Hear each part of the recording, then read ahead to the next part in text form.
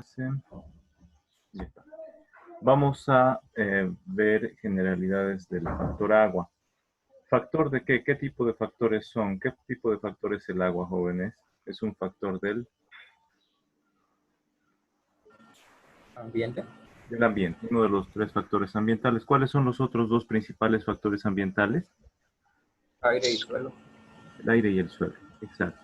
Esos tres están regulados por la norma boliviana, por la ley 1333 y el reglamento en materia de calidad ambiental. Es así que vamos a ver más adelante el reglamento específico en materia de contaminación hídrica. Pero para ello tenemos que entender qué es el agua. ¿Ya? Jóvenes, ¿quién sabe qué es el agua?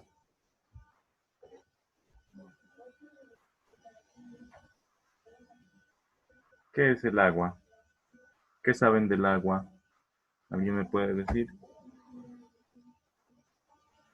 Un recurso natural esencial para el desarrollo de la vida. ¿Qué más me pueden decir del agua?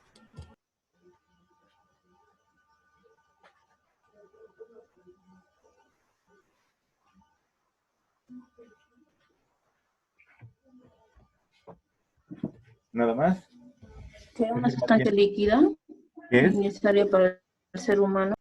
Ya es un líquido necesario para el ser humano. ¿Qué forma tiene el agua?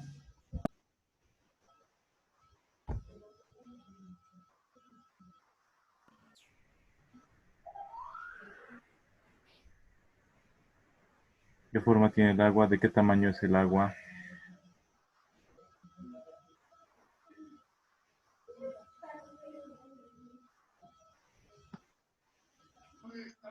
Bueno, el agua es un fluido. Como tal, el agua adquiere el volumen, es decir, el tamaño, y también adquiere la forma del recipiente que lo contiene. ¿Ya? Em, Vamos a continuar. El agua es un fluido porque puede fluir. Los fluidos pueden ser tanto líquidos como gaseosos. Entonces, el agua en su estado natural es líquido. En algunas generalidades es que son las tres que hemos aprendido desde básico, ¿no es cierto? Que el agua no tiene color, el agua no tiene sabor y el agua tampoco tiene olor.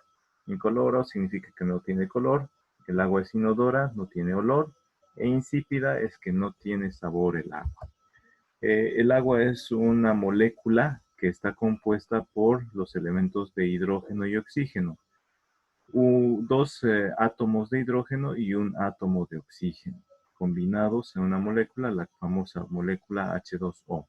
Dos átomos de hidrógeno, uno de oxígeno, y muy importante es que es un elemento muy abundante en nuestro planeta Tierra. Ocupa 3/4 partes de la Tierra. El 75% del volumen de la Tierra es agua. ¿Ya? Además, como decían sus compañeros, es un recurso natural y su otra compañera también decía que es muy importante para la vida, para el desarrollo de los seres vivos, para que exista vida en base a carbono como es la nuestra. Nosotros somos seres vivos que nos basamos en el carbono, por eso somos seres orgánicos, ¿no es cierto? Toda la química orgánica que ustedes estudiaron en primero o segundo semestre tiene que ver con compuestos que contienen carbón, hidrógeno, oxígeno y nitrógeno. Esa es la química orgánica. Las propiedades físicas del agua. Su densidad es de 1 gramo por mililitro. Esto se lo pueden ir anotando jóvenes. La densidad del agua. Vayan tomando apuntes de lo que voy explicándoles. Así les sirve para estudiar también. ¿Ya? Entonces, este es un conocimiento que tienen que saberse muy bien. La densidad del agua es 1 gramo por mililitro. También se puede hallar la equivalencia en litros. La densidad del agua también es 1 kilogramo por litro. Y por metro cúbico, ¿cuánto será la densidad del agua, jóvenes? ¿Alguien sabe? ¿Alguien recuerda de Física 2?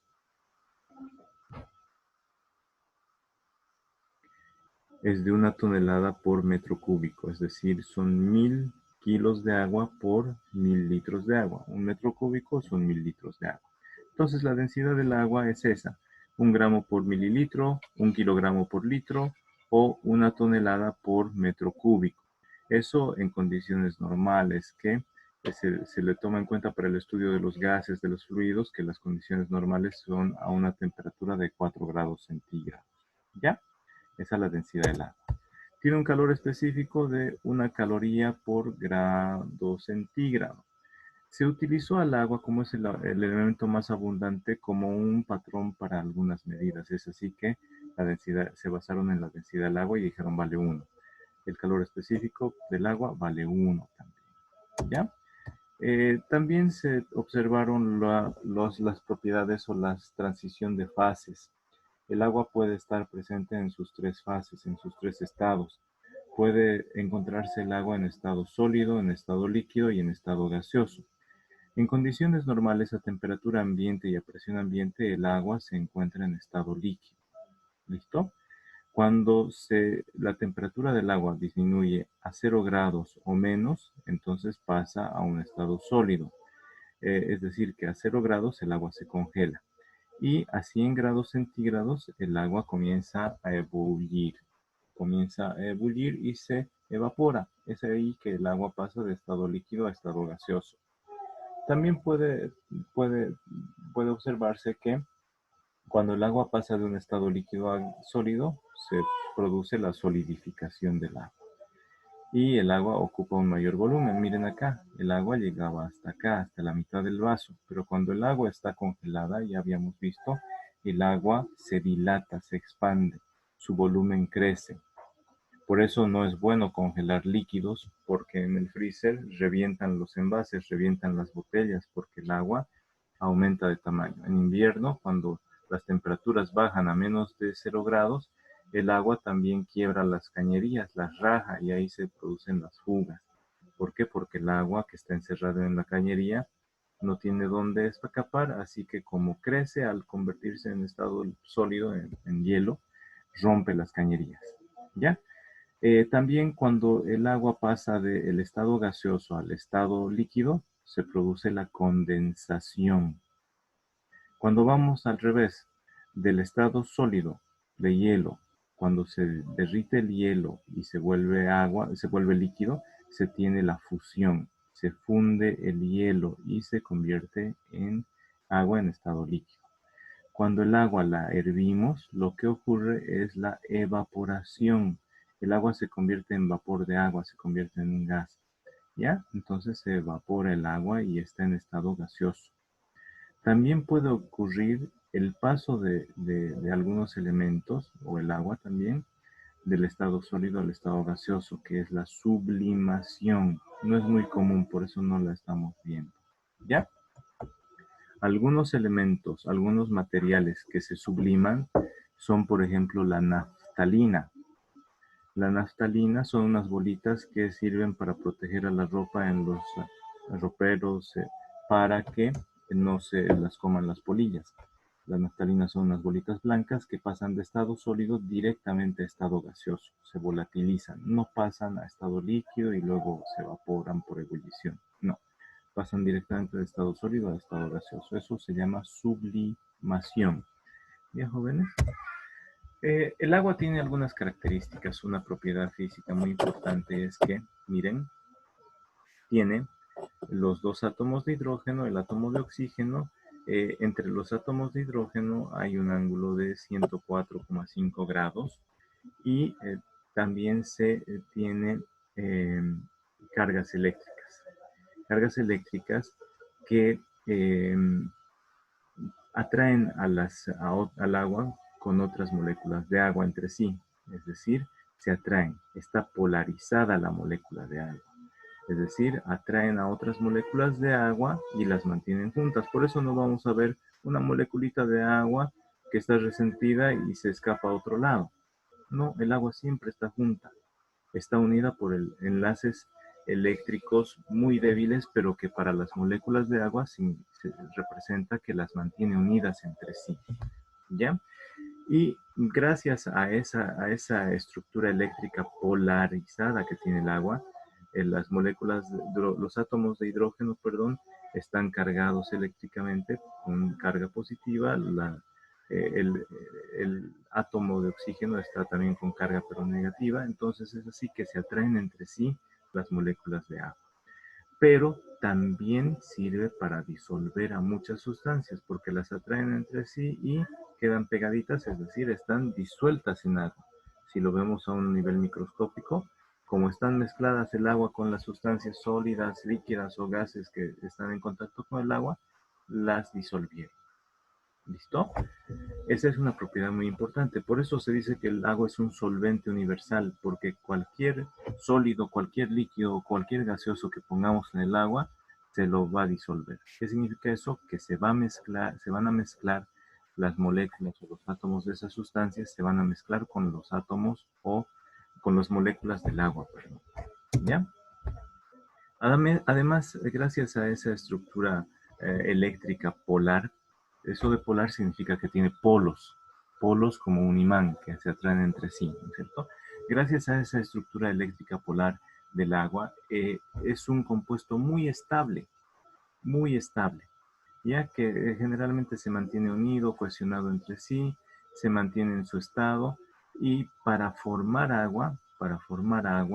unir dos átomos de hidrógeno con uno de oxígeno para formar la molécula de agua, se produce una reacción exotérmica, es decir, se desprende una gran cantidad de calor. ¿Ya? Eh, Eso al revés de lo que ocurre con la sal y el agua. Cuando se pone sal en el agua, lo que ocurre es una reacción endotérmica y más bien se genera hielo. Muchas veces para conservar las bebidas frías en hielo y con agua se le pone sal. Alguna vez han comido un raspadillo salado, es porque para mantener el hielo en estado sólido, es decir, frío, los vendedores le ponen un poquito de sal. Por eso ocurre eso. Son las reacciones endotérmicas y exotérmicas que se generan. Entonces, lo importante es saber que para que formemos una molécula de agua a partir de dos átomos de hidrógeno y uno de oxígeno, se desprende calor. Es una reacción exotérmica. Sale el calor. ¿Ya? Esas son propiedades físicas del agua, ¿ya? De sus estados, de sus enlaces eléctricos, cómo el agua es un elemento polarizado eléctricamente y por lo tanto atrae a moléculas de otros elementos y los logra disolver. ¿Ya? Disolver significa que están mezcladitos los átomos o moléculas de esos elementos con las moléculas del agua. ¿Ya? Ahora veamos propiedades químicas. Las propiedades químicas del agua tienen una reactividad química muy importante y son dos. ¿Ya? Las reacciones químicas del agua son dos. Las reacciones de disociación y adición. Miren, aquí tenemos dos moléculas de agua, una molécula con un oxígeno y dos átomos de hidrógeno, otra molécula de agua con un átomo de oxígeno y dos átomos de hidrógeno. Los juntamos, los mezclamos, ocurre la reacción esta química de disociación. Un átomo de esta molécula de agua se soltó, se disoció. Eso es la disociación, que se destruyen los enlaces de una molécula y se pierde uno de los átomos. Entonces, se pierde uno de los átomos, esa es la disociación, pero se asocia a otra molécula. ¿Ya? Al romperse la molécula de agua, al perder un átomo de oxígeno, se convierte en un ion hidróxido, OH.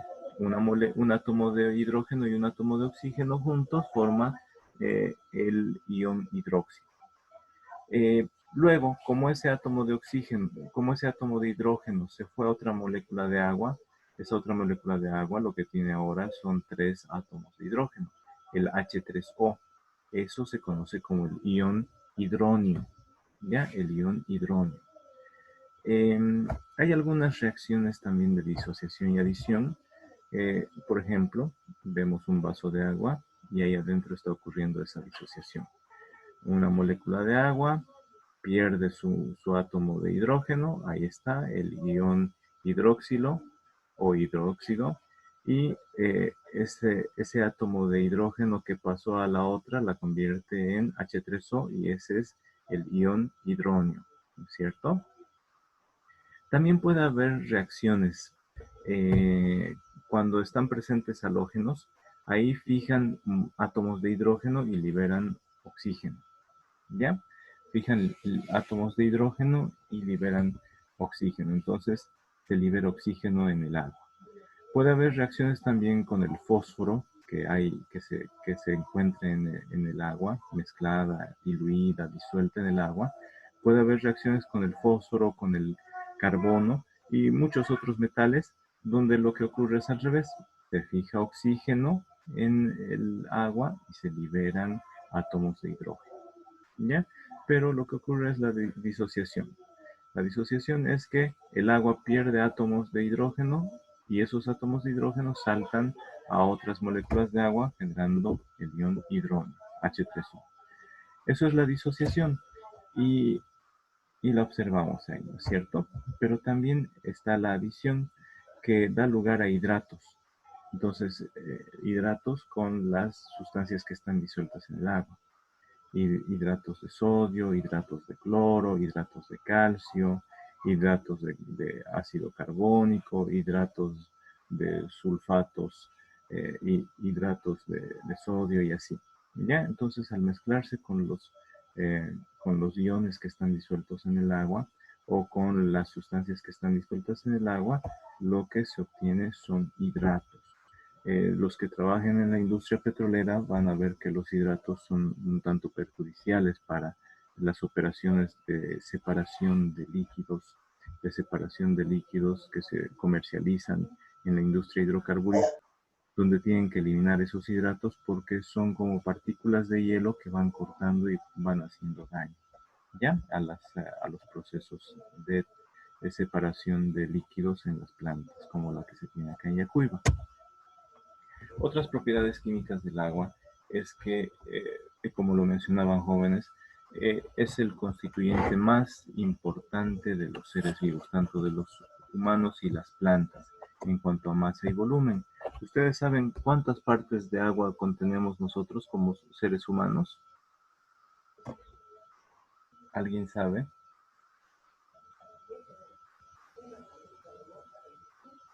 ¿No saben? ¿Se imaginan más o menos? 90%. A ver. No, pues Plinio, si fuera 90% en un día soleado, quedaríamos como las plantas marchitas, todos chorreados. 90, 70 o Entonces, 60%, ¿no? 60, 60 por ahí son. a ver quién da más, 70, 60. un 65-70% de nuestra composición como seres humanos es agua. Aún así es bastante, ¿no es cierto? El peso en los seres humanos está entre el 60-70%, ese 65%. En las plantas sí, el 90% del peso de las plantas es agua, ¿ya? Por eso decía Plinio que ustedes se dan cuenta, cuando hace mucho calor, las plantas marchitas están todo chorreadas. ¿Por qué? Porque se les evaporó el agua. A nosotros no nos ocurre eso. Cuando hace mucho calor no estamos chorreados ahí porque se nos salió el agua, ¿no ven? ¿Por qué no tenemos tanto? Ese 20-30% más de agua que tienen las plantas respecto a los animales, a los seres animales, dentro de los cuales están los seres humanos, hace que ocurra ese fenómeno, ¿no es cierto? Que pierdan la turgencia las plantas. Las plantas se dice que tienen esa propiedad de turgencia, igual los seres humanos, turgentes, que es cuando estamos infladitos como los globos en carnaval, no los globos que los maliciosos ponen al refrigerador para lanzarlos y que lastima a la gente, sino los globitos con los que se juega para mojar y hacerle el favor a las personas que con tanto calor están deshidratándose. Entonces esos globitos inflados, los que están recién inflados, son turgentes, es decir, están llenitos de agua. Pero cuando pasa un rato y se sale un poquito del agua, los globos ya están medio desinflados. Ahí pierden turgencia. Lo mismo ocurre con las plantas cuando se está evaporando el agua de las mismas. ¿Ya? Entonces este dato es muy importante. Los seres humanos tienen entre 60 y 70% de agua. En el examen yo les voy a preguntar cuál tiene, o que emparejen las columnas, ¿no?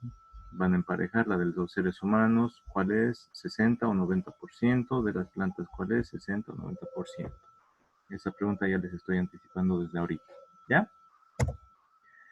Luego se hace un balance hídrico de las pérdidas diarias. Los seres humanos diariamente pierden el agua. de ese 65% en promedio que tenemos de agua en el cuerpo, la perdemos. Y esa agua tiene que volver a compensarse, tiene que volver a ser ingerida. Y esa compensación se la realiza a través de la ingesta de alimentos que tienen agua, tienen humedad, y también a través de bebidas directamente. Agua o algunas bebidas gaseosas, refrescos, bebidas alcohólicas, pero bebidas. ¿Ya? Lo malo de consumir bebidas alcohólicas es que más bien las bebidas alcohólicas deshidratan a los organismos. ¿Ya? Entonces, si ustedes están deshidratados y lo único que tienen son cervezas o whisky o vino, no crean que con eso se están hidratando, más bien se están deshidratando, y el primer órgano en deshidratarse es el cerebro.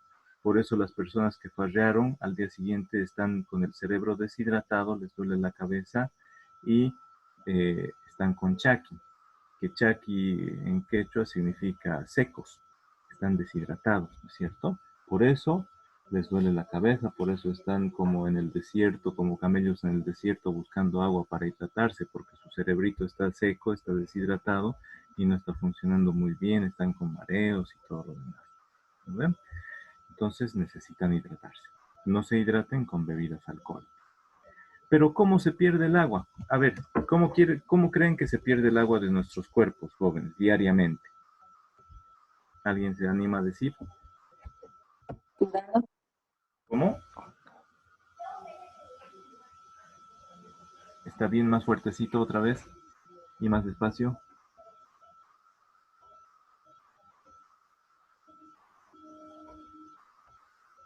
¿Cómo creen que Uno sería que no tomando agua hace que también el cuerpo se deshidrate y bueno, pierda el agua también del cuerpo. Aspirando, dice, ¿Cómo? yendo al baño, ¿Respirando? aspirando, ¿Respirando? sudando. Transpirando. Sí. Los animales sudan, los seres humanos transpiramos. ¿Ya? No vuelvan a equivocarse. Los animalitos nomás sudan, los seres humanos transpiran. Ya. Entonces sí, efectivamente, se pierde por transpiración. Ahí están las pérdidas cutáneas, es decir, por la piel transpiramos, ¿no es cierto? También al respirar, el aire que exhalamos es un aire húmedo. Cuando ustedes hacen, no sé si han escuchado, pero cuando exhalan sale vapor de sus bocas, por ejemplo, para limpiar los lentes o para limpiar la pantalla de su celular, ustedes hacen y sale vapor de agua, o la humedece, la empaña el vidrio. Entonces, al respirar, al exhalar, estamos perdiendo humedad, estamos perdiendo nuestra valiosa agua del cuerpo.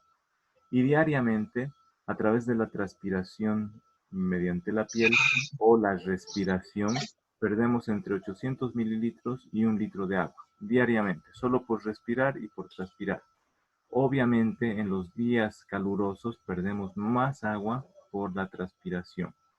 ¿Por qué? Porque la transpiración es un mecanismo de termorregulación que lo que hace es evaporar agua para enfriar nuestro cuerpo, y al evaporarse nos está enfriando un poquito. Lo malo es que nos está deshidratando. ¿Ya? Entonces, en esos días calurosos hay que hidratarnos más. También se pierde agua al ir al baño mediante la orina. Hay pérdidas urinarias de entre 1 litro y 1,5 litros. Obviamente los que toman cerveza pierden entre 2 litros y 3 litros. ¿Por qué creen eso?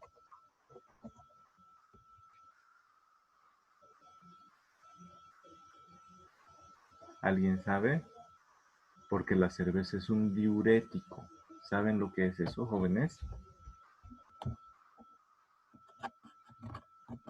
Un diurético son sustancias que eliminan o deshidratan, ¿ya? Entonces, las pérdidas urinarias, si es que hace calor y ustedes dicen, ay, voy a tomar mi cervecita para hidratarme, otra vez están cometiendo error. ¿Por qué? Lo que están haciendo es eliminar el agüita que tienen en su cuerpo. Por eso cuando toman cerveza van al baño y tardan más porque están deshidratándose. Hay pérdidas fecales también al ir al baño. Es en menor cantidad, unos 100 mililitros diarios. Entonces, miren, jóvenes, que diariamente se pierde entre 1,900 mililitros y 2.600 mililitros de agua. Por eso dicen que diariamente necesitamos consumir mínimamente 2 litros de agua, entre 2 y 4 litros de agua, para reponer esa agua que estamos perdiendo al respirar, al transpirar y al ir al baño. ¿Ya? Entonces se tiene que compensar el agua, no podemos deshidratar. A ver, si una persona pesa 60 kilos, ¿cuántos de esos kilos serán agua?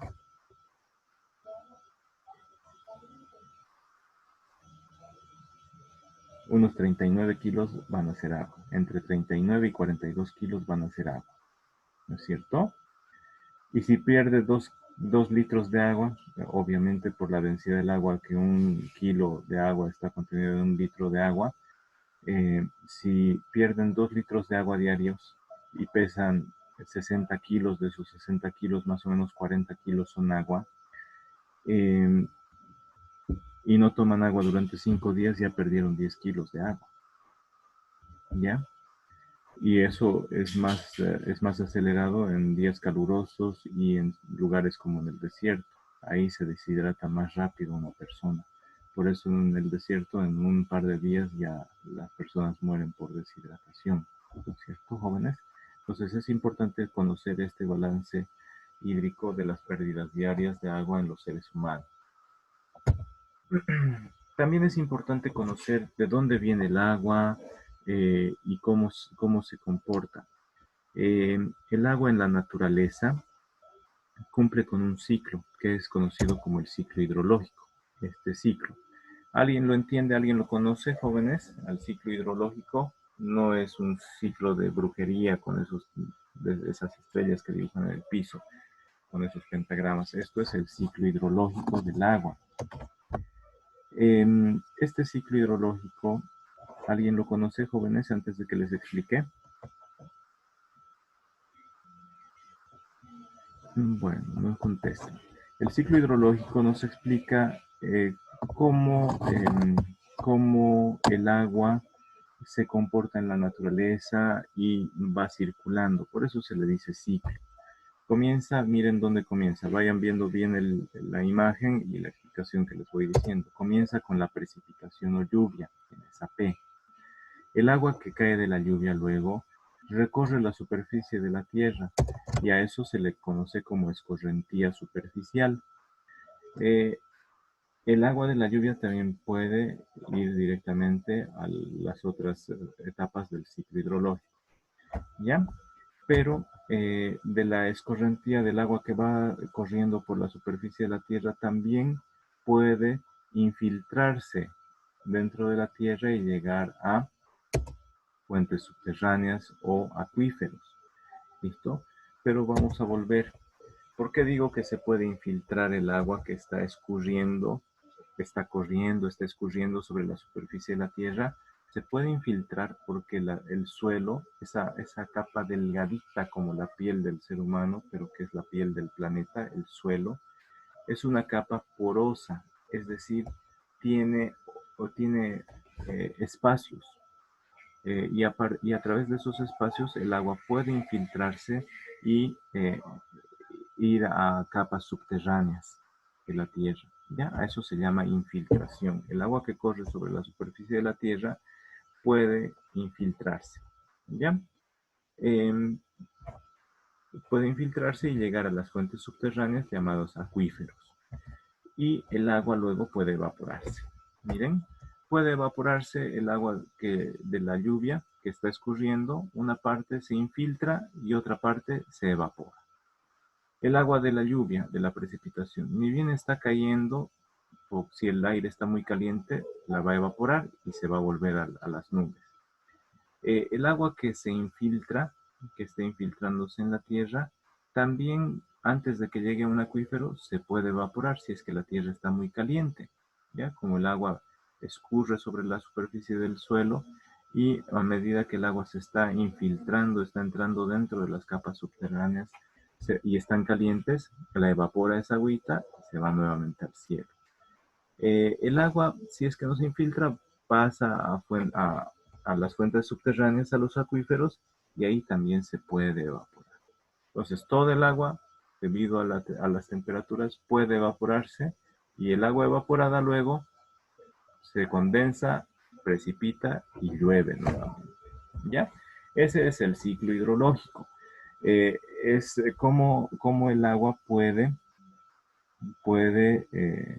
caer del cielo, escurrir sobre la superficie de la tierra, infiltrarse a las aguas subterráneas, a los acuíferos, y todas ellas en la superficie, en la atmósfera, al infiltrarse a la tierra desde las fuentes subterráneas, todas esas pueden evaporarse y luego condensarse y nuevamente llover. Es un ciclo, no es un ciclo vicioso, es el ciclo hidrológico del agua, da vueltas el agua. El agua que está en las nubes puede llover y evaporarse, o el agua que está en las nubes puede llover y directamente infiltrarse, es decir, sin recorrer ni 5 metros ni 1 metro, cae y se mete el agüita, esa gotita de agua directamente se mete a la superficie de la tierra. ¿Ya? Puede ocurrir todo eso. Entonces, hay una explicación de todas estas etapas del ciclo hidrológico, de estas fases.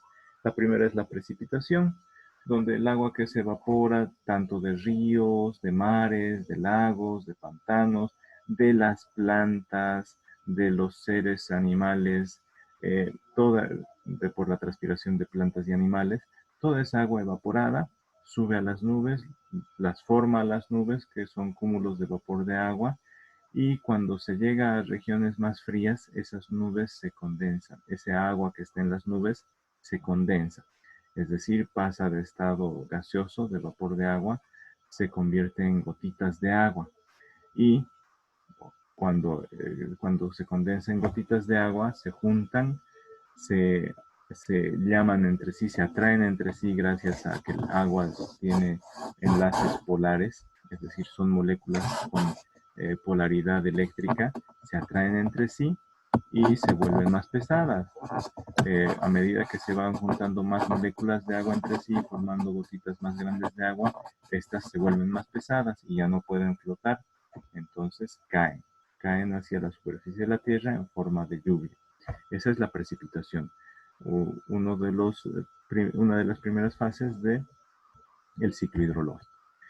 Una vez que el agua o una parte del agua de lluvia cae sobre la superficie de la Tierra, el agua puede escurrirse sobre la superficie.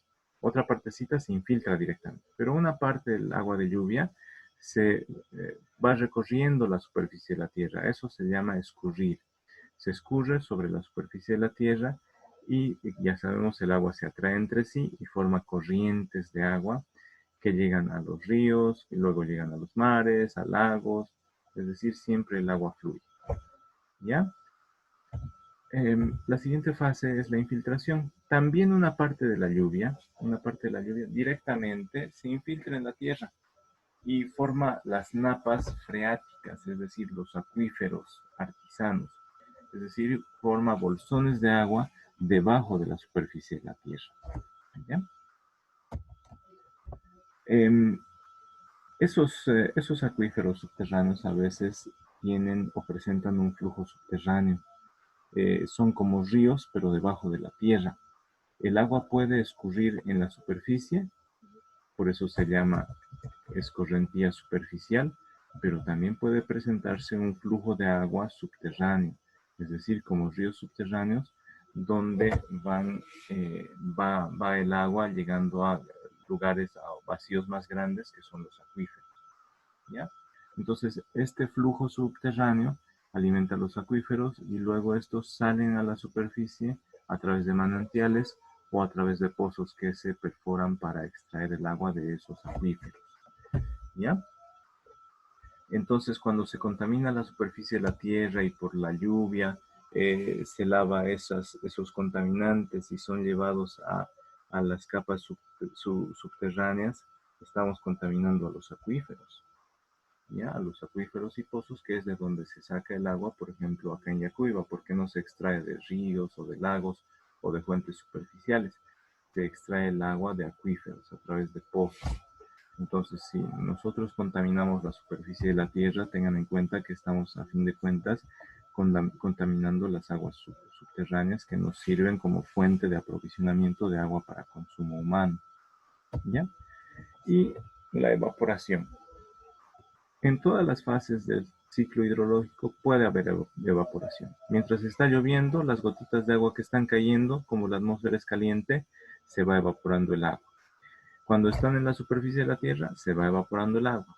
Cuando se está infiltrando dentro de la Tierra, dentro del suelo, el agua, si el suelo está caliente, las gotitas de agua que se están infiltrando se evapora un poco, también hay evaporación. Entonces, en todas las etapas o en todas las fases del ciclo hidrológico también hay evaporación. Vean, entonces cuando llueve, se evapora. Tanto en la atmósfera como en el suelo caliente el agua se evapora. El agua de los ríos, lagos, mares, toda el agua de escorrentía superficial que llega a esas fuentes naturales superficiales de agua también se evaporan por la acción del calor del sol. Todas las plantas, animales también se presentan evaporación de agua a través de la transpiración. ¿Ya? Y aquí podemos ver el ciclo hidrológico. Miren, la precipitación, los cúmulos de agua que se aproximan a lugares fríos como cerros, entonces están más fríos, como el Aguaragüe que siempre tiene humedad y llovizna porque es un poquito más frío ahí arriba, entonces comienzan a caer las gotitas del agua. Cuando el agua cae sobre la superficie de los cerros, va escurriendo, va corriendo sobre la superficie, miren, y se forma la escorrentía. Y el agua escurre hasta llegar a ríos o lagos o a mares. ¿Ya? Pero una parte del agua de lluvia cayó acá y se infiltró. Ahí la filtración, el agua se infiltró, ocurre la percolación que es como limpiar las impurezas que tiene el agua, que haya tenido contacto con la superficie o impurezas que haya arrastrado desde la atmósfera. Entonces hay una percolación y se tiene un nivel de capa freática, donde hay aguas subterráneas, es decir, hay corrientes de agua subterránea y salen a manantiales. Y esos manantiales llegan a lagos, a ríos. Por ejemplo, están las aguas termales que son algo así, solo que entran en contacto con fuentes volcánicas o cerca de lugares muy calientes de la Tierra y por eso sale el agua caliente con olor a azufre. ¿Ya? Ya hemos explicado entonces la precipitación, la infiltración, el flujo de aguas subterráneas, la evaporación que ocurre de las fuentes superficiales como lagos, como ríos, como océanos, evaporación vegetal, evaporación mediante la transpiración de animales y del ser humano. También se provoca esa transpiración o evaporación. ¿Ya? Perdón, jóvenes, voy a parar un momentito, me está llamando el director de departamento, tengo que pongan mucha atención. Entonces comienza todo con la precipitación, ¿no es cierto? El agua que se condensa al llegar a lugares más fríos pasa del estado gaseoso a unirse en gotitas y gracias a la atracción eléctrica que presenta las moléculas de agua se forman gotitas más grandes y cuando ya son más grandes aumenta su peso y por la acción de la fuerza de la gravedad caen hacia la superficie de la Tierra, ¿no? Luego se produce la escorrentía superficial, es decir, el agua escurre. Vamos a pausar, están levantando la mano, vamos a revisar. Sí, sí. ¿Quién estaba levantando la mano? No veo ahorita en la pantalla. ¿O ya no están levantando la mano? Ya. Si tienen consulta me dicen, por favor. Ya, jóvenes, continuemos. Entonces, primero está la precipitación. Luego está la escorrentía superficial, es decir, el agua escurre. El agua escurre sobre la superficie de la Tierra y se produce una escorrentía superficial directa. Puede escurrir directamente a los lagos, puede escurrir directamente a los ríos o puede escurrir directamente a los mares. A esos tres se les conoce como cuerpos superficiales de agua. Anótense, jóvenes, Los ríos, lagos y mares son cuerpos superficiales de agua, ¿ya? Entonces el agua puede presentar una escorrentía superficial directa. Puede fluir directamente a los ríos, lagos o mares, ¿ya? También puede presentarse una escorrentía superficial indirecta, donde el agua escurre y se infiltra a fuentes subterráneas. Desde la parte, desde los cuerpos, desde los acuíferos más bien hay afloramiento. Hay lugares donde salen las aguas subterráneas, salen a la superficie y desde ahí es donde se escurre el agua. ¿Ya? Desde lo profundo de la tierra es más bien desde donde brota el agua. A eso se le conoce como escorrentía superficial indirecta. Después está la infiltración. La infiltración, ya habíamos visto, es aquella en la que el agua que está en la superficie de la tierra se infiltra o entra dentro de la tierra y llega hasta los niveles de la capa freática, a las aguas subterráneas, a las corrientes subterráneas de agua. Después se presenta la evaporación. En el ciclo hidrológico se presenta la evaporación cuando el agua está en el suelo, cuando el agua llega al suelo, a un suelo caliente. Ustedes pueden ver que cuando el agua cae sobre un piso de cemento, el cemento aparece mojadito, pero al ratito ya se evaporó el agua porque el piso está caliente. También hay evaporación de la superficie del agua en los cuerpos superficiales como ríos, lagos o mares. Y finalmente la evaporación mediante la transpiración de vegetales y animales. Pueden ir sacándole una captura de este cuadro, que es el resumen de lo que hemos visto en las anteriores definiciones que explican a las fases del ciclo hidrológico. Bueno, jóvenes, entonces sáquenle una captura para que lo tengan. De todos modos, el video de esta presentación lo voy a cargar luego, les dura unos 2 minutos, y también el video de la clase para los que quieran ver a más detalle, o para los que se hayan escapado para ver el partido de la selección. Entonces aquí tenemos otra representación del ciclo hidrológico, el agua que se evapora o el agua que es evaporada mediante la transpiración de vegetales y animales, llega y se condensa en las nubes en lugares más fríos. El agua se precipita sobre la superficie de la tierra, está la escorrentía superficial,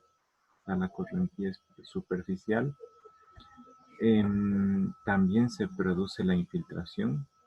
A la infiltración se le conoce como recarga de los acuíferos.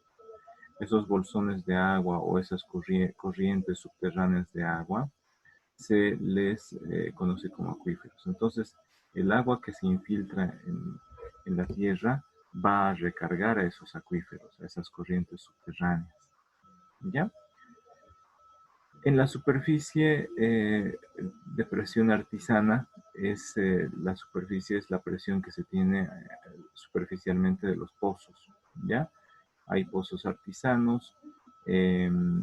Después vamos a ver un poquito más de detalle de estos acuíferos y de los tipos de pozos. Hay otras fuentes como los lagos, los océanos. Hay una zona de aireación, esto es en cuanto a los pozos. Aguas saladas en el océano, también agua salada que está infiltrada en una parte de la tierra, del fondo del mar, pero también a orillas del océano, que infiltra esa agua salada a esas orillas. Y debajo de la capa freática, debajo de estas corrientes subterráneas de agua, hay una capa artesana, una roca impermeable que impide que el agua siga infiltrándose mucho más profundamente, ¿ya? Entonces el agua se infiltra, llega a esas capas subterráneas de agua, conocidos como acuíferos, y ahí va escurriendo también. Un flujo subterráneo de agua se produce. Pero gracias a esa roca impermeable que está más abajo, el agua ya no se va infiltrando mucho más, hasta llegar al núcleo de la Tierra, porque nos lo puede apagar, nos lo puede enfriar, o puede ocurrir algo de manera teórica o especulativa, ¿no? No se sabe qué es lo que ocurriría en realidad. Lo bueno es que en la superficie de la Tierra tiene una superficie que es la piel, el suelo, que es permeable, que deja pasar agua, que deja pasar oxígeno, pero a unos 60 centímetros, 1 metro de profundidad o a veces más, ya se tienen rocas y mucho más profundamente se tiene roca impermeable. Es como un gran centro de roca en la Tierra donde ya no se puede escurrir el agua, ya no se puede infiltrar más el agua. ¿Ya? Hay una clasificación de las aguas naturales según la fase del ciclo hidrológico en la que se encuentra. Entonces, cuando el agua está lloviendo o se encuentra en una de las precipitaciones desde las nubes, pueden ser aguas pluviales, agua de lluvia o agua en estado casi sólido, como la nieve o el granizo que ya es sólido. Después están las aguas superficiales, esos cuerpos superficiales de agua que les mencionaba, que son los ríos, los riachuelos, los lagos naturales, las represas o lagos artificiales, los reservorios para almacenamiento como piscinas, atajados y demás cuerpos superficiales de agua. ¿Ya? Luego se tiene a las aguas subterráneas, que forman los acuíferos. Es una capa de la tierra que contiene agua subterránea. Es lo que veíamos en este gráfico. Aquí arriba está una capa de tierra y abajito hay una capa de agua. A esa se le conoce como capa freática, como capa que contiene agua subterránea. ¿Ya, jóvenes? Entonces tenemos esos tres tipos principales de agua. Esa clasificación del agua natural según la fase del ciclo hidrológico. Cuando está lloviendo, granizando o nevando, cuando está cayendo el agua, cuando se está precipitando, son aguas pluviales. Cuando el agua se encuentra sobre la superficie, está escurriendo en riachuelos, en quebradas, o está estática en lagos, en mares o en ríos, también fluyendo, se conoce como aguas superficiales. Y cuando el agua está debajo de la superficie de la tierra, se conoce como aguas subterráneas. Y ahí a esas corrientes subterráneas se les conoce como acuíferos. ¿Ya? Acuífero. Entonces anoten eso, este subtítulo nos dice, ¿no? Cuando yo les pregunte cuáles son las aguas según el ciclo hidrológico, escoja dos. Les voy a poner aguas pluviales, aguas superficiales, aguas subterráneas. Les voy a poner agua de limón. ¿Qué más les puedo poner? Agua de alcantarilla. Entonces, esa será el agua de alcantarilla, un agua natural según el ciclo hidrológico, jóvenes. Aguas hervidas, aguas negras, no, ¿verdad? Las aguas, según el ciclo hidrológico, pueden ser agua que está precipitándose, es decir, agua pluvial. Agua que está en la superficie de la tierra, ya sea estática o fluyendo, entonces es agua superficial. O agua que está debajo de la superficie de la tierra es agua subterránea. ¿Listo? Esas clasificaciones según la fase del ciclo hidrológico en la cual se encuentra el agua. El agua subterránea se puede clasificar en varios tipos. Los tipos de acuíferos pueden ser el freático, que es un acuífero en el cual la superficie del agua se encuentra a la presión atmosférica. Eso significa que el acuífero está abierto, ¿ya? Y la parte en donde hay contacto entre el acuífero y la superficie está abierta. A eso se le llama un acuífero freático, donde la superficie de ese acuífero está a presión atmosférica. Son los pozos rasos, o también se les conoce como pozos surgentes, que surgen del subsuelo. ¿Ya? Después están los acuíferos artesanos. Para llegar a esos acuíferos artesanos, a esa capa subterránea, a esas corrientes subterráneas de agua, se perforan pozos. Y esos pozos que llegan hasta el acuífero artesano se conocen como pozos profundos. ¿Listo? Pozos profundos. Según el nivel que traspase o no el nivel del terreno, los pozos artesanos pueden ser pozos emergentes o pozos no emergentes. ¿Qué significa que traspase el nivel del terreno? Si se perforó un pozo y el agua se queda ahí abajo, entonces ese pozo profundo no es emergente. ¿Qué hay que hacer? Hay que meter balde o hay que bombear el agua para que salga. Pero si perforamos el pozo y sale como en las películas cuando encuentran petróleo, el agua sale empujada hacia el aire o a la superficie de la tierra y comienza a inundar, entonces son pozos profundos emergentes. ¿Ya? Pozos profundos emergentes.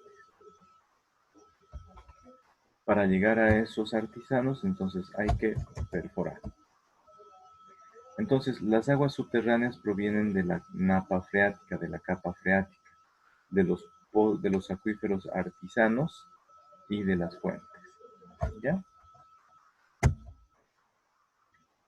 ¿Por qué es importante el agua? Porque es imposible vivir sin agua. Si nos deshidratamos, perdemos nuestro tono, nuestra tonicidad, y nos deshidratamos, nuestras células todas están llenitas de agua, nuestro cerebro está lleno de agua. Si no tenemos agua, nuestras células pierden funcionalidad, dejan de funcionar. Todas las células de nuestro cuerpo, de todos nuestros órganos y sobre todo de nuestro cerebro. Por eso es importante el agua, porque nos permite vivir. Sin agua no hay vida, ¿no? El ser humano, cuando yo hablo de hombre, hablo de ser humano. Cuando el hombre usaba el agua para subsistir, lo hacía para beber el agua y para preparar alimentos, ¿no? Eso lo hacía siempre. Y también es importante el agua para tener salud, para sanitizarse, para tener sanidad, para higienizarse. El agua es importante para los hábitos higiénicos de aseo y para el desarrollo de la industria también. Entonces, los hábitos de limpieza, bueno, hace muchos años, décadas o siglos, las personas se bañaban una vez por semana. ¿Recuerdan? Los romanos se bañaban una vez cada 9 días, creo, de cuerpo entero, y el resto de los días solo se lavaban las piernas, las manos y la cara, las partes que los demás podían ver. Pero hoy en día nos podemos bañar todos los días y cuando hace calor nos podemos bañar más frecuentemente. El desarrollo de la industria a través de las máquinas a vapor que permiten el funcionamiento de muchas industrias. Para que funcionen esas máquinas de vapor también necesita agua. Para la industria agrícola, agropecuaria, también se utiliza bastante agua para alimentar al ganado, para regar. Entonces, la cantidad de agua que utiliza el ser humano se ha incrementado bastante, ¿ya? Y se necesita un agua de buena calidad y en cantidades que van aumentando cada vez más. ¿Ya, jóvenes? Entonces, por eso es importante el agua. Ahora, ¿qué pueden observar ahí en esos dos vasos? El vaso de la izquierda y el vaso de la derecha.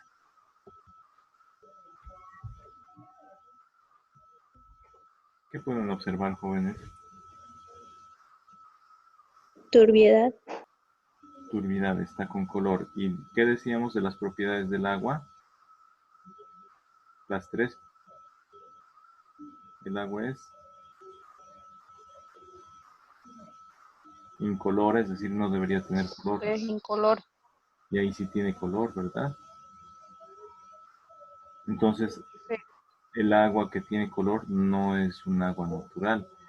Está contaminada con algo. ¿Ya? Lo que se busca para que el agua tenga calidad es que tenga esta forma. Cuando es para consumo humano, tiene que ser así. ¿Listo? Entonces, lamentablemente, el agua pura no existe. Siempre hay impurezas dentro del agua. Incluso después de destilarla, de filtrarla en laboratorios, siempre hay impureza. ¿Por qué? Porque el agua es un solvente universal. Les dije, el agua, gracias a esa su propiedad de ser un elemento polar eléctrico, es decir, que tiene polos eléctricos, funciona como un imán, atrae a otros elementos y los disuelve, es decir, los mezcla entre sus moléculas. Por eso es un solvente universal. Así que si alguien fumó y exhaló el humo de su cigarro y pasa sobre el vaso de agua, el poco de humo que pasa en contacto con la superficie del agua se disuelve. Es atraído eléctricamente por las propiedades electromagnéticas de esas moléculas de agua, es atraída y se disolvió. Entonces ya está un poco más oscura. Si fuman mucho se va a poner mucho más oscura el agua ahí.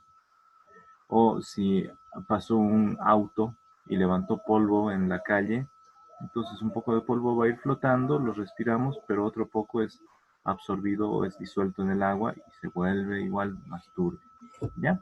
Nos sirve como indicador de que esa agua no es pura. Pero recuerden, no existe el agua 100% pura, no se puede. Siempre tiene, eh, tiene disuelta o mezclada entre sus moléculas algunas impurezas, ¿ya? El agua se llena de impurezas cuando está en contacto con el aire, cuando está en el suelo escurriendo, cuando está en contacto con las personas. A veces se ponen labial las mujeres y al tomar el agua del vaso ya se mezcló con el labial, se quita un poquito el agua. Y todo eso, el contacto con todo eso, con el aire, con el suelo, con el ser humano, le agrega impurezas al agua y modifica la composición de esta agua. El agua que no es pura puede producir enfermedades, puede producir daños, perjuicios para el ser humano. ¿Ya? Por eso es importante tratar de tener un agua de buena calidad. 100% pura no existe, pero de buena calidad. Entonces, para eso vamos a destilar esta agua, la vamos a limpiar un poco. Aquí la vemos, pero si la observamos con microscopio vamos a ver que todavía tiene algunas impurezas, ¿ya? La Organización Mundial de la Salud dice que el 25% de las camas de hospital tienen agua de mala calidad, es decir, con impurezas. Luego vamos a ver una figurita donde vemos que aunque la veamos así limpiecita el agua, está cargada de muchas cosas más, ¿ya? Entonces limpiarla hasta este punto en la que es incolora, inodora e insípida, no tiene olor, no tiene color, no tiene sabor el agua, pero si lo vemos con microscopio hay algunas cuantas impurezas ahí, pero tratar de limpiar este vasito de agua nos cuesta $100.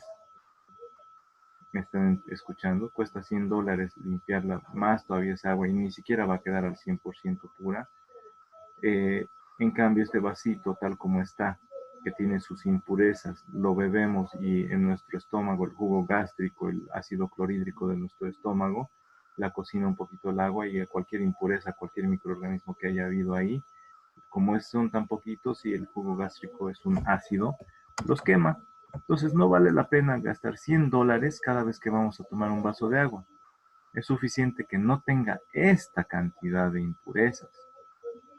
¿Ya? Es importante que tenga una calidad determinada. La calidad es algo variable, depende de las necesidades. El agua para beber tiene que ser así, transparente, que no tenga impurezas de este estilo, que no tenga muchas sales, que no tenga muchos depósitos calcáreos que al tomarla nos produzca cirrosis porque se llenan nuestro hígado, nuestra vesícula de depósitos calcáreos, es decir, de cal. ¿Ya? No se van a formar las piedras en los riñones, piedras en el hígado, piedras en la vesícula, solo por tomar agua de mala calidad, ¿bien? Entonces, pero para regar esta agua que tiene minerales, más bien la va a fertilizar, los va a fertilizar un poco a los campos. Por eso les hablaba de 4 clases de agua.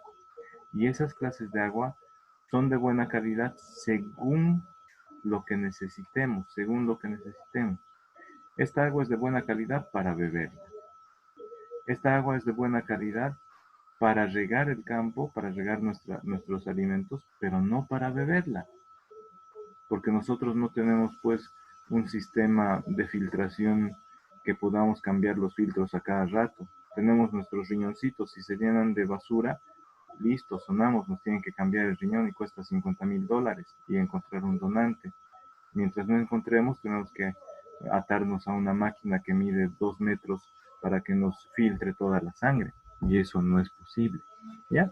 Entonces, hay distintas clases de agua para distintos usos. No es necesario que filtremos y gastemos dinero extra y obtener esta clase de agua para regar.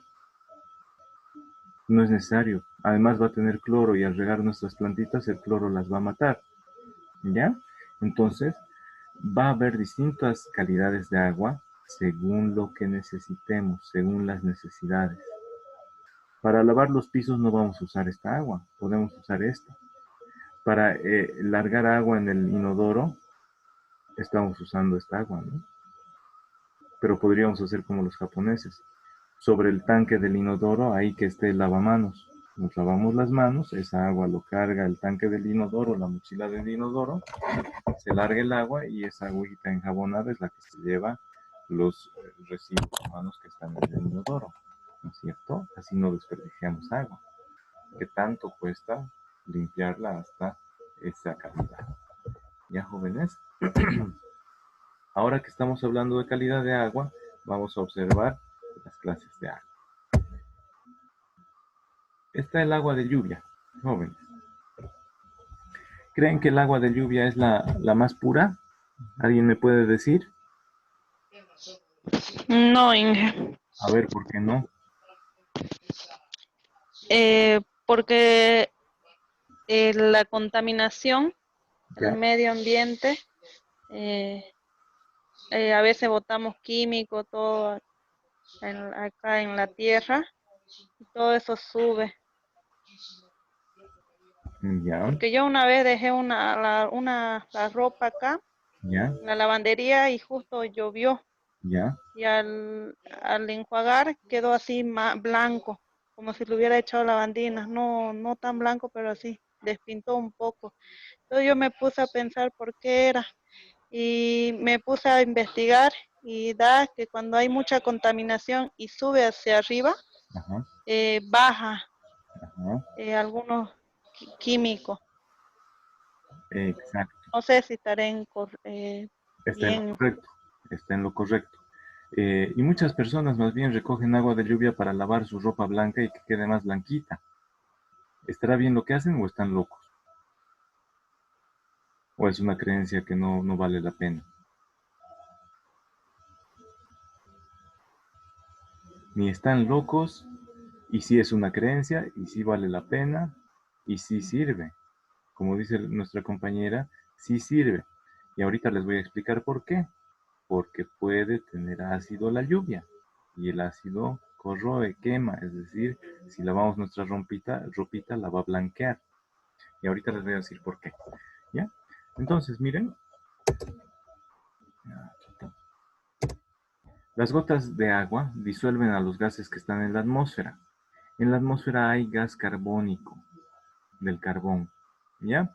Gas carbónico, hay oxígeno que están en átomos, en moléculas en la atmósfera, como decía nuestra compañera, por contaminación. Incluso cuando mueren los animales o las plantas, el gas carbónico, como somos eh, organismos, organismos basados en carbón, nitrógeno, oxígeno e hidrógeno, pero principalmente carbón, somos, nuestros residuos son orgánicos, ¿ya? Es decir, con mucho carbón.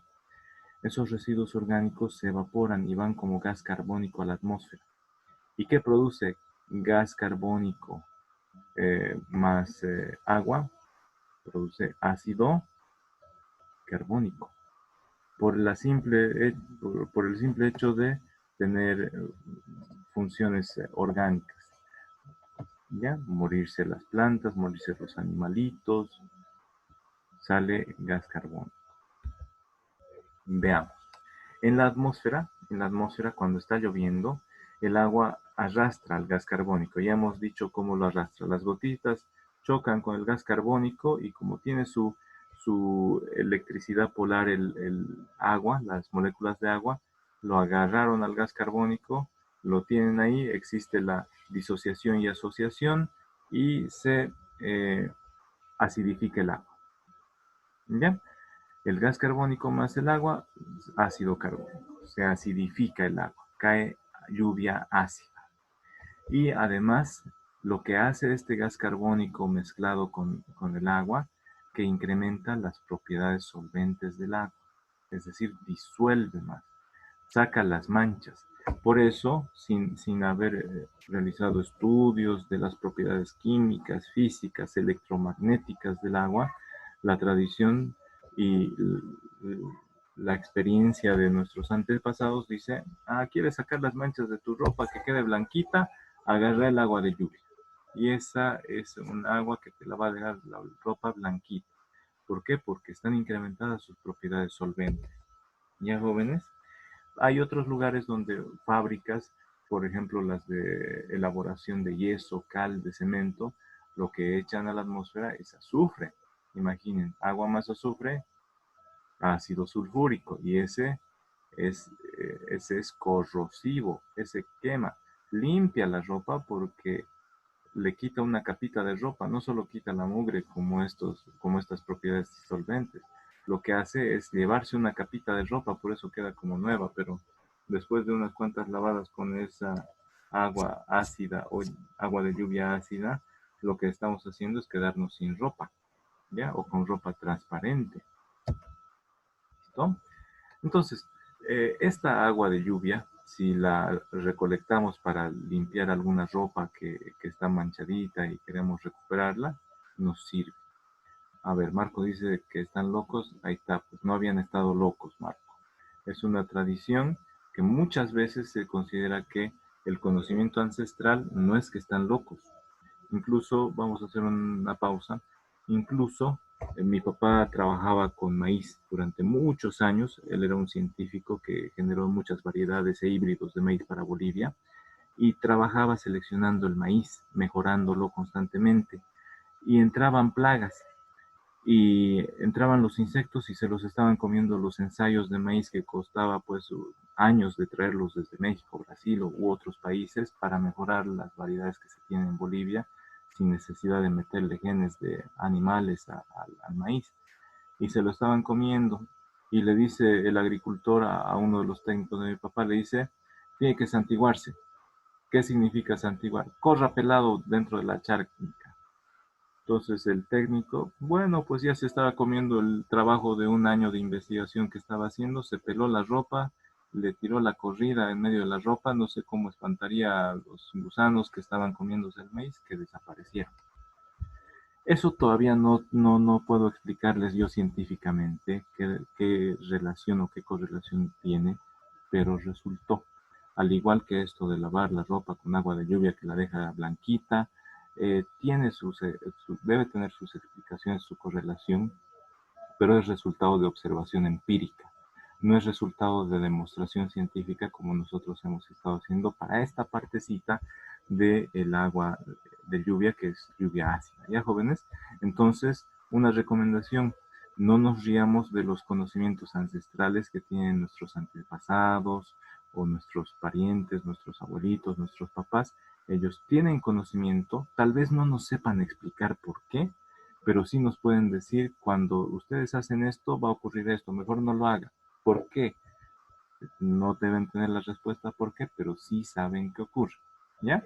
Entonces tomen en cuenta, es bueno aprender esas cosas. ¿Ya, jóvenes? Entonces, una parte de esa agua que se mezcla con el gas carbónico se vuelve un gran solvente, va disolviendo más cosas. Entonces, cuando llega a la tierra el agua de esa lluvia ácida y va escurriéndose sobre la superficie, va disolviendo más cosas. Una parte se infiltra, otra parte sigue circulando, otra se evapora y la parte que se infiltró va disolviendo minerales que están en el suelo. La parte que se está escurriendo sobre la superficie va disolviendo también algunos minerales, polvo, algunos animalitos que están ahí, igual los va disolviendo, su pelaje lo va disolviendo y lo va arrastrando. ¿Ya? Entonces, por esa propiedad de gran solvencia que incrementa el agua al mezclarse con ese gas carbónico o algunos otros compuestos y que la vuelve ácida al agua, va disolviendo más cosas, entonces se va llenando o se va mezclando de impurezas el agua y se vuelve más impura. ¿Ya? Entonces, cuando va escurriendo, ya se va mezclando con muchas más cosas porque su capacidad de disolvente se incrementa. ¿Ya, jóvenes? Entonces, el agua de la lluvia que se mezcló con gas carbónico, que está en la naturaleza y que se escurre sobre la superficie, va disolviendo las sales y los minerales de las rocas, de la piedra, del suelo que encuentran a su paso. ¿Ya? Incluso van disolviendo a animalitos muertos, a plantas muertas, los van disolviendo y se van mezclando con ellos. Un ejemplo, miren, los carbonatos de calcio y magnesio son depósitos calcáreos. Estos, debido a la acción del dióxido de carbono y al agua, esas sales, esos depósitos calcáreos se transforman en bicarbonatos, que se vuelven solubles, es decir, se disuelven en el agua. ¿Ya? Entonces, si vemos piedritas con la superficie blanca, es que tienen esos depósitos calcáreos, calcio y magnesio. Con el agua de lluvia que cae, que está acidificada, por ejemplo, por el gas carbónico, los va disolviendo, los va lavando y se mezclaron con el agua. Son solubles en el agua. El agua disuelve las sales minerales que encuentran a su paso. Esos carbonatos, compuestos de fierro, compuestos de magnesio, los va disolviendo el agua. En la tierra el agua también se acidifica, se vuelve ácida también al circular en la tierra, al mezclarse con compuestos orgánicos en descomposición. Eso significa con plantas muertas, con animalitos muertos. El agua que está escurriendo o que llovió sobre un animalito muerto o sobre una planta muerta que está en descomposición, igual se mezcla con ese gas carbónico. ¿Ya? Además, pueden soltar ácido sulfídrico, gas sulfídrico, el amoníaco y se mezclan con el agua. Por ejemplo, el gas sulfídrico se transforma en sulfitos, sulfatos, como los depósitos calcáreos. Igual, una capita blanca que está sobre las piedras, sobre la tierra, que es el resultado de la descomposición de seres orgánicos, de seres vivos, plantas o animales. El amoníaco se convierte en nitritos, nitratos, igual, sobre la superficie de la tierra queda. Y cuando el agua de lluvia cae, se mezcla con esos, con los gases o con estos nitritos, nitratos, sulfitos, sulfatos. Si el agua se mezcla con sulfatos, ácido sulfúrico. Con sulfitos, ácido sulfídrico y demás, ¿no es cierto? El resto de la materia orgánica que está en descomposición libera sustancias orgánicas de color, coloreadas, de este color, medio cafecitas, ¿no es cierto? Cuando las plantas verdes están muertas ya se vuelven medio cafés. Entonces, el agua que está escurriendo, que está en contacto con esa materia orgánica en descomposición, las disuelve a un punto muy fino, es decir, muy poca materia orgánica está en esa agua y queda en suspensión. Queda en suspensión en estado coloidal y la pintan al agua. Por eso estaba ese vaso con agua turbia. El estado coloidal, jóvenes, es cuando están en suspensión las partículas. Les voy a dar un ejemplo para que lo visualicen. No sé si han estado en una habitación, su mamá está barriendo la habitación y entran los rayos del sol a esa habitación. Cuando ustedes ven a través de los rayos del sol, van a ver como pelucitas que están flotando, están subiendo, ¿ya? Después de haber barrido, o mientras están barriendo y ven a través de los rayos del sol, van a ver esas pelucitas que están flotando y se mueven de una forma medio rara. Eso es el estado coloidal. ¿Ya? Es cuando está disuelto en agua, algunas sustancias quedan ahí flotando.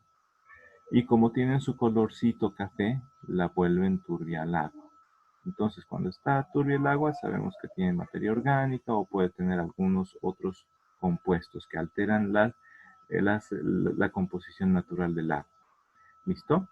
El hierro, el manganeso, pueden también mezclarse con esta materia orgánica y producir color al agua. ¿Ya? Si el agua está roja, hay óxido de hierro, ¿cierto? Si cae lluvia roja, no es sangre, es lluvia mezclada con óxidos de hierro. Y el agua turbia. El agua turbia es cuando no es transparente, cuando el agua ya tiene color. ¿Por qué hay turbidez? Porque hay material, hay impurezas suspendidas en el agua y en estado coloidal, ¿no? Que llenan todo el volumen del agua y le dan ese color. ¿Por qué? Porque el agua tiene la capacidad de transportar material en suspensión, es decir, sin que se disuelvan, puede llevar ahí algunas sustancias, ¿ya? Esto va a depender de la velocidad con la que el agua está escurriendo sobre la superficie de la Tierra. En el cuerpo mismo de un curso del agua, en un río, por ejemplo, existe una gran variedad de organismos vivos.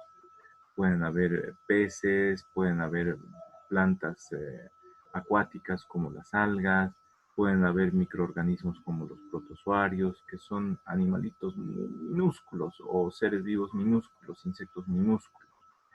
¿Ya? Entonces pueden haber organismos así, pueden haber bacterias, viruses dentro de los ríos. Eso le puede dar color al agua, puede darle otro sabor al agua, le puede dar olor al agua. ¿Ya? ¿Por qué? Porque están suspendidos en el agua. Y a eso se le conoce como agua turbia. ¿Ya, jóvenes? Luego, el agua de la lluvia que se infiltra en el suelo se libera de la turbidez a medida que se filtra en el terreno. ¿Por qué?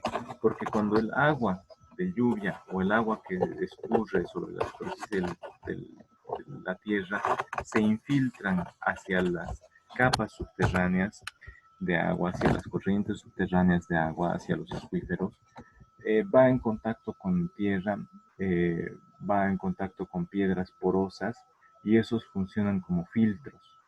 Funcionan como la malla mosquera que no deja que pasen las moscas o no deja que pase una piedra, pero sí pase el aire. Algo similar ocurre con el suelo y el agua. La va liberando un poco de las impurezas más grandes, ¿ya? De impurezas grandes, de turbiedad. Por eso se dice que el agua subterránea es la más limpia, más pura y casi lista para beber. ¿Por qué? Porque en el trayecto de infiltrarse hacia los acuíferos, hacia las capas subterráneas que contienen agua, ya el agua se está liberando de las impurezas. ¿Ya, jóvenes? Por eso muchas veces el agua de los acuíferos es un agua incolora, carece de turbidez. Esas impurezas han quedado retenidas en el suelo y en la grava, en las piedritas chiquitas que están entre la superficie del suelo y esas aguas subterráneas. Ya, jóvenes, funcionan como filtro las capas superficiales de la tierra. El agua también puede mezclarse con aguas residuales domésticas, aguas residuales industriales, industriales también de la industria agropecuaria. Entonces, este factor de que se mezcle o no con aguas residuales influye mucho en la cantidad de materiales que puede contener el agua debido a las aguas residuales. ¿Por qué? Porque estas aguas residuales pueden incluir varios elementos. Entonces, lo que yo les decía, cuerpos naturales de agua o áreas de descarga, recuerden, de buena calidad. Si ahí descargamos efluentes, descargamos aguas residuales más contaminadas, ¿qué van a hacer? Nos la van a contaminar a nuestros cuerpos naturales de agua, a nuestros ríos, a nuestros riachuelos, a nuestras quebradas, a nuestros lagos, a nuestro mar, la van a contaminar. ¿Por qué? Porque le van a incrementar mucho las cantidades de materiales, ¿ya? Les van a incrementar mucho la cantidad de materiales, de sustancias. ¿Qué sustancias le pueden incrementar las aguas residuales? Bacterias que causan enfermedades o bacterias patógenas. Esas bacterias patógenas provienen de desagües domésticos, es decir, de aguas residuales de los baños. Pueden contener productos químicos que provienen de residuos industriales, pero también de la ducha y del lavaplatos o de la lavadora que usa químicos para lavar los platos, los champúes para lavar ah, el cabello, los jabones también tienen químicos, ¿no es cierto? O después de lavar los vehículos. Entonces, este factor de que se descarguen aguas residuales o que entren en contacto aguas residuales con cuerpos naturales de agua, actúa sobre las aguas superficiales y también sobre las aguas subterráneas. ¿Por qué? Porque las descargas de efluentes contaminados, es decir, de aguas residuales, pueden entrar en contacto con las aguas superficiales, pero también con las aguas subterráneas, en la napa freática, ¿ya? ¿Por qué? Porque esas aguas residuales, igual que un agua de lluvia o un agua que está escurriendo sobre la superficie de la Tierra, pueden infiltrarse y llegar a la napa freática, por donde están fluyendo las aguas subterráneas. Y ahí nos la contaminan, ¿ya? Dependiendo de la cantidad de aguas contaminantes o la cantidad de contaminantes que tengan esas aguas residuales. ¿Ya, jóvenes? Ahora sí, miren esa gotita de agua. Nosotros la vemos incolora, inodora, insípida, agua perfecta. Pasamos una lupa o un microscopio, vemos estos señores que son organismos vivos, bacterias, viruses, parásitos. Pueden estar contenidos en el agua, aunque la veamos muy bien. Por eso es siempre importante, a pesar de que compremos incluso agua embotellada, para consumirla tenemos que hervirla. Porque muchas veces, les voy a contar una anécdota, muchas veces las empresas que se encargan de vendernos agua tratada, pueden ser empresas de agua potable y alcantarillado como Emapic, como Saguapac, como Cosalta en Tarija, como Semapa en Cochabamba, esas empresas o las empresas que nos venden agua embotellada, lo único que van a hacer es vendernos agua que no sea turbia, es decir, que no tenga color. Ahí se aseguran que no tenga muchos compuestos orgánicos, muchos minerales, ¿no es cierto? Pero estos chiquititos, las bacterias y viruses, pueden estar ahí. Las yarias igual pueden estar ahí y no las vemos, porque la yaria es un gusano transparente que puede medir 30 centímetros y en un vaso de agua son como los diamantes, son invisibles. ¿Ya, jóvenes? Entonces pueden estar ahí. Ahora, la anécdota que les decía, y esto es real. Yo estudiaba en Cochabamba y un amigo me dice, ¿sabes qué? Un amigo me estaba preguntando por un químico. Entonces le presenté a un ingeniero químico. ¿Y para qué era? Era porque la cascada tenía su embotelladora al lado del Hospital Obrero. Y ellos sacaban el agua para envasar, para preparar las gaseosas, porque cuando yo estudiaba todavía no se vendía agua embotellada. Y lo que querían era que se las dejen el agua así. Y el químico les dice, sí, yo les puedo diseñar un proceso para eliminar la turbiedad del agua, para desinfectar el agua, para filtrarla y para tenerle el agua lista para consumo humano. Y los de la empresa le dijeron, no, no, no, no, no, no. Nosotros solo queremos que el agua esté así, solo queremos que le quite la turbiedad. Desinfectar, jóvenes, es matar a los organismos. ¿Ya? Limpiar el agua, además, es eliminar las sustancias que pueden generar depósitos calcáreos en nuestros riñones o en nuestra vesícula, es decir, nos puede generar cálculos, ¿ya? Pero la empresa le dijo, no, no, no, no, ¿ya? ¿Y qué era lo que sacaba del pozo? Sacaba del pozo agua verde, imagínense, de un hospital obrero, como de la Caja Nacional, al ladito estaba la embotelladora y sacaban agua verde. Desde ese día nunca más compré agua de esa marca o refrescos de esa marca, ¿ya? Y muchas veces las empresas que nos venden agua embotellada no hacen tratamientos de desinfección, no matan a los microorganismos, porque es muy caro. Basta con que el agua esté así, ¿ya? Pero puede haber impurezas. Entonces, ¿qué es impureza? Es algún elemento que está dentro del agua, pueden ser minerales, pueden ser elementos orgánicos u organismos vivos. ¿Listo? Y depende de el uso que se le da al agua. ahí está lo que les decía, ¿no es cierto? Vamos a ver más adelante la clasificación de las aguas, pero hay varios tipos de agua, varios tipos de impurezas que pueden estar flotando en suspensión o pueden estar dentro del vaso de agua al medio, no solo flotando, y esos pueden ser bacterias, pueden ser microorganismos como algas y protozoarios, ya saben, insectitos muy chiquititos o animalitos muy chiquitos, microscópicos. Puede haber arena, puede haber sílice, puede haber arcilla, que también le pueden otorgar color al agua o turbiedad. Pueden tener también residuos industriales y domésticos, ¿ya? A pesar de que veamos un agua así, de ese color.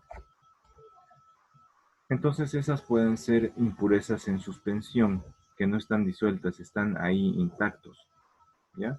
Están intactos, están flotando, están nadando dentro del agua. También podemos tener impurezas en estado coloidal. Pueden ser sustancias colorantes vegetales, puede ser el sílice de la arena, puede tenerse impurezas en solución o en disolución, perdón, como sales de calcio y magnesio, es decir, depósitos calcáreos disueltos que cuando se evapore el agua va a generar cálculos en los riñones, en la vesícula, ¿cierto?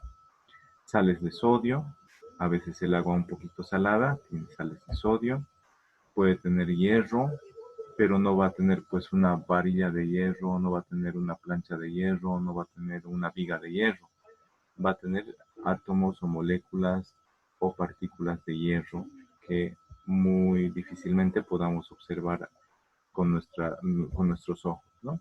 También puede tener manganeso y puede tener gases. El agua puede tener también gases, oxígeno ahí en el agua disuelto, dióxido de carbono, puede tener distintos tipos de gases, ¿ya? Las impurezas. Miren, por ejemplo, de lo que me gusta explicarles es acerca de las curtiembres. Las curtiembres que usan mucho el cromo para curtir el cuero y que tenga mayor durabilidad y mayores usos, mayor resistencia u otras características. Esas aguas tienen que ser sí o sí tratadas antes de ser vertidas a la alcantarilla o antes de ser vertidas a cursos naturales. En Cochabamba, por ejemplo, en la ciudad de Cochabamba, existen muchas curtiembres, mucha industria del cuero desarrollada en esa ciudad, y las curtiembres están a orillas del río Rocha, y el río Rocha apesta. ¿Por qué? Porque estas curtiembres, estos resultados de aguas residuales de esas industrias, no son tratadas antes de ser vertidas. ¿Listo? Entonces se incumple la norma. En una visita hace unos años con los compañeros de la carrera que fuimos a hacer una visita, visitamos una curtiembre y ahí nos mostraron, tenían su propia plantita de tratamiento de aguas residuales para reducir los contaminantes de su agua antes de echarla a la alcantarilla. Pero esa es una de 100 industrias. Las otras 99 echan el agua sin hacerle tratamiento, son industrias piratas sin ningún tipo de registro, ¿ya? Pueden estar contenidas otras sustancias en el agua, como sustancias, especie de estudio especial que son muy importante conocerlas, como por ejemplo el flúor, el yodo y sustancias radiactivas. Se decía que años antes se envenenaba el agua mediante el flúor, ya que se volvía estériles a países echándole flúor a sus aguas para consumo humano. Otras sustancias que pueden causar el envenenamiento, como el arsénico, el cromo que les digo de la industria de la curtiembre, el cobre, el plomo, esas sustancias en el agua pueden causar envenenamiento y muerte de las personas si es que se consume una dosis muy alta, ¿ya? O si se consume constantemente dosis chiquititas, igual se va acumulando y puede producir la muerte. Sustancias que en exceso tienen efectos laxantes, es decir, van a provocar diarreas. Ahí está el magnesio, sulfatos y sólidos totales. Muchos toman leche de magnesia para purgarse, ¿no es cierto? Es por eso, porque en exceso tienen efecto laxante en los animales, en los seres humanos también. Ahora sí, vamos a ver algunas características del agua. Estas características dependen de la calidad del agua. La calidad del agua, perdón, depende de la naturaleza del agua. El agua de lluvia tiene disuelta en ella, tiene disuelta gases carbónicos que la vuelven ácida o puede tener otras impurezas también. El agua de los pozos, el agua de las corrientes subterráneas, de los acuíferos, es una de las aguas más puras porque ya ha sido filtrada. Las impurezas ya han sido retenidas en el suelo a medida que se ha ido infiltrando el agua. ¿Ya? Pero podría estar contaminada por algún efluente que también haya llegado hasta esas corrientes subterráneas de agua. La calidad del agua también depende de la concentración de impurezas. ¿Cuánto tiene de esas impurezas contenida en el agua? La calidad del agua también depende de las características del agua, de las características físicas, químicas, biológicas. Y estas características físicas, químicas, biológicas del agua se determinan mediante exámenes físicos, análisis químicos, exámenes bacteriológicos, ¿ya? Generalmente realizados en laboratorio. También exámenes microscópicos, es decir, observación también. Entonces, la calidad del agua depende de dónde se la extrajo el agua. ¿Es agua de lluvia o es agua de pozo? ¿Cuál es más pura, jóvenes? ¿Cuál será de mejor calidad para consumo humano o para otros consumos? ¿Cuál creen que es mejor? ¿Agua de lluvia o agua de pozo o agua de río? Pozo, ¿Por qué? porque a medida que se fue infiltrando, fue perdiendo turbiedad Y sobre se fue todo, limpiando, dijo usted, ¿y qué fue perdiendo? impureza. Impurezas fue perdiendo, ¿ya? Y el agua del río, ¿por qué no?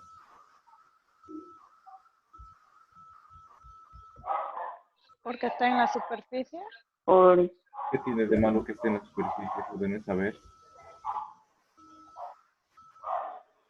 En su trayectoria puede haber contaminación, mayor, incluso Sí. del mismo ser humano. ¿Ya? ¿Alguien Un más sabe? arrastre igual de materiales. Exacto, está más en contacto, ¿no es cierto? Y les decía el ejemplo de en una fiesta, si alguien está fumando, Sí. el gas puede disolverse en el vaso. Si hay una industria que está echando gases contaminantes, igual pueden disolverse en la superficie de esa agua, ¿ya? Entonces no hay que confiarse aunque veamos un agua transparente, sin olor, sin sabor, porque necesitamos un análisis físico, químico, bacteriológico y observación en microscopio de esa agua para determinar la calidad del agua, ¿ya? No hay que confiarse, jóvenes, siempre hay que hacer esos análisis. Después, el nivel de potabilidad está relacionado con el nivel de calidad del agua para el consumo humano, ¿ya? Eh, eh, a eso se refiere el nivel de potabilidad del agua, cuán limpia está, cuán libre de impurezas está. Y repito lo que empezábamos diciendo hace un momento, el agua nunca es absolutamente pura. Aunque la veamos sin color, sin olor, sin sabor, el agua tiene impurezas dentro de ella. La cuestión es que unas aguas más contaminadas tienen más impurezas que las aguas que son para consumo humano.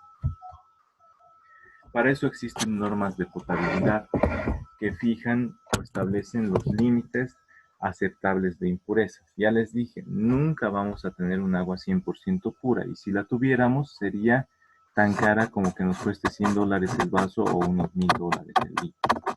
¿Ya? No podemos estar pagando $1000. Si necesitamos beber 2 litros de agua diaria, no podemos pagar $2000 diarios, ¿no? Y imaginen que tenemos esposa, hijo, hija, pagar $5000 o $10000 diarios. ¿Quién gana eso en nuestro medio?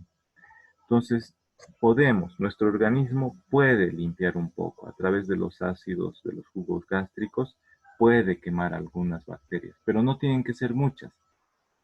¿ya?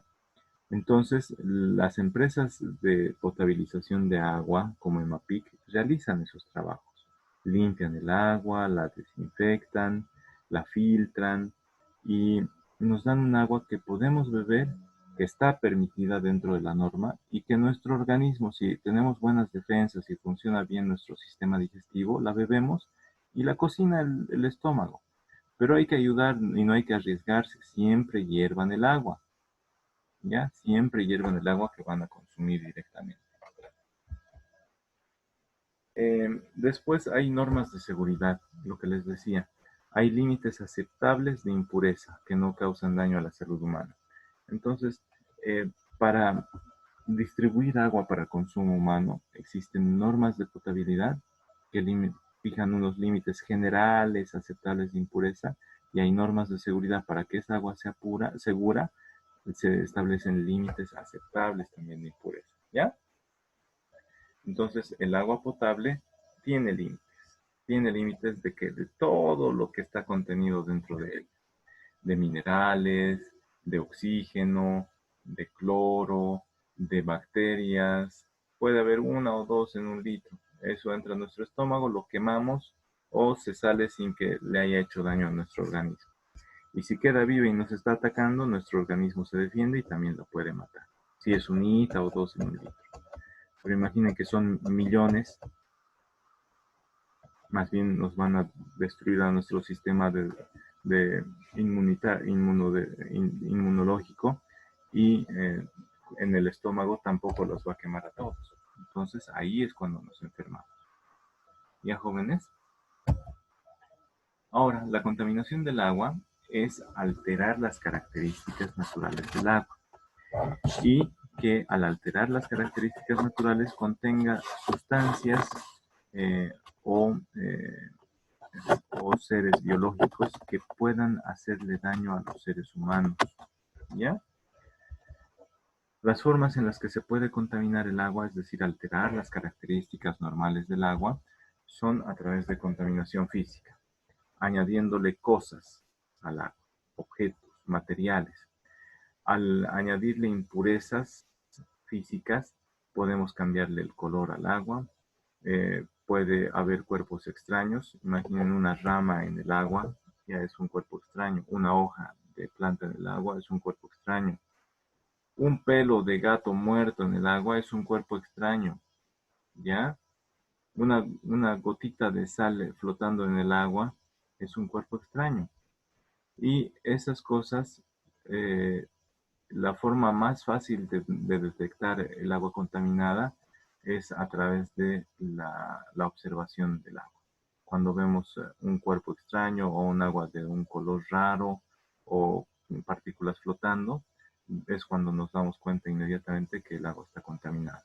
Y además es la que más impresiona a los inexpertos, ¿no? ¡Ay, hay un pelo de gato en mi sopa o en el agua!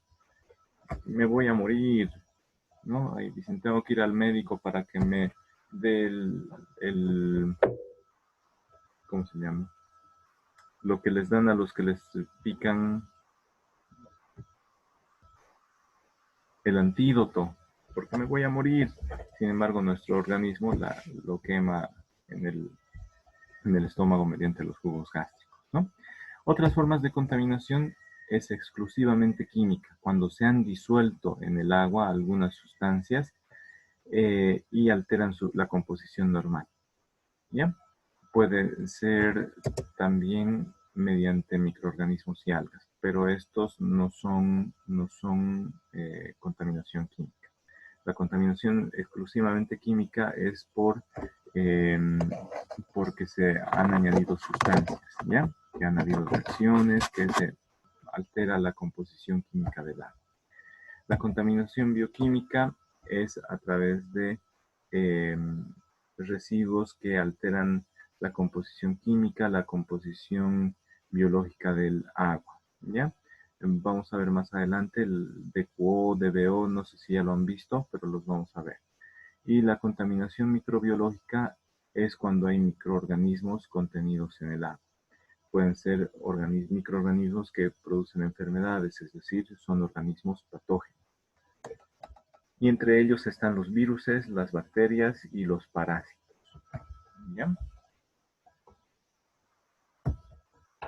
También puede haber contaminación radiactiva cuando el agua ha entrado en contacto con reactores nucleares, como el ejemplo claro de el tsunami en Japón hace unos años. El agua de mar entró en contacto con esos reactores y esa agua estaba contaminada. No podía ser usada para nada. Eso sería todo de esta parte introductoria, jóvenes, que son generalidades del agua. Voy a verlo ahora. Son las 18:40. Tenemos que ya ir comenzando la siguiente diapositiva.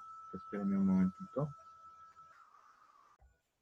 Vamos a ver solamente, para terminar la clase de hoy, los tipos o la clasificación de aguas según el reglamento en materia de contaminación hídrica. Les había dicho que son 4 clases de agua, ¿no es cierto? La clase A, la menos contaminada, les decía. La clase B ya un poquito más contaminada, la clase C más todavía y la clase D es la más contaminada. El agua de clase A se la conoce como agua dulce y eso no es que sea dulce como agua con azúcar, sino que es el agua más apta para el consumo humano sin mucho tratamiento. Pero dice sin mucho tratamiento, no dice agua lista para consumir, sin tratamiento. Lo que dice sin mucho tratamiento. ¿Ya? Está casi lista para beber. Hay que hacer algo más. Por ejemplo, hervirla o desinfectarla. Hay que hacer algo. Vamos a ver en el transcurso de este tema, de este capítulo, de este tercer tema que estamos comenzando el día de hoy, los tratamientos. ¿Ya? Para que sea agua apta para consumo humano. Después está el agua clase B. Esta agua es de utilidad general. Requiere un poco de tratamiento físico, es decir, hay que quitarle la turbiedad o hay que quitarle la arena, hay que filtrarla un poco, ¿ya? Un poco de tratamiento físico. Y finalmente hay que desinfectar. Desinfectar significa matar, ¿ya? Matar a los microorganismos patógenos, a los virus, bacterias, parásitos. ¿Listo? El agua dulce no necesita mucho tratamiento físico y miren, no necesita desinfección, ¿ya? Pero el agua clase B necesita un poco de tratamiento físico y desinfección bacteriológica. Hay que matar bacterias. El agua clase B tiene algunas bacterias y para poder consumirla por los humanos necesitamos hacer un poquito más de trabajo, desinfectar bacteriológicamente. El agua clase C también es de utilidad general. Con el agua clase B podemos lavar pisos, porque al piso no le va a hacer nada a las bacterias, y cuando se evapora el agua, el sol las quema y se murieron las bacterias, ¿ya? Así que no hay problema. Podemos lavar los autos, los coches, podemos lavar las ventanas, podemos largar el agua al baño, podemos hacer algunas de esas cosas, ¿ya? El agua clase C también es conocida como agua de utilidad general, pero para consumo humano requiere tratamiento físico, químico completo. Necesita desinfección bacteriológica. Miren, no solo físico, sino también químico. Necesita que se le añada cloro, ¿ya? Y desinfección bacteriológica. Finalmente, el agua clase D es el agua de calidad mínima, la de peor calidad, el agua más contaminada.